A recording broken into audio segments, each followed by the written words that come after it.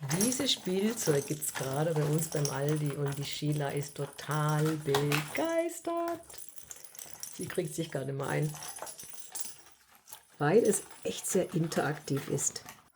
Es verändert die Form, man kann reingreifen, reinbeißen.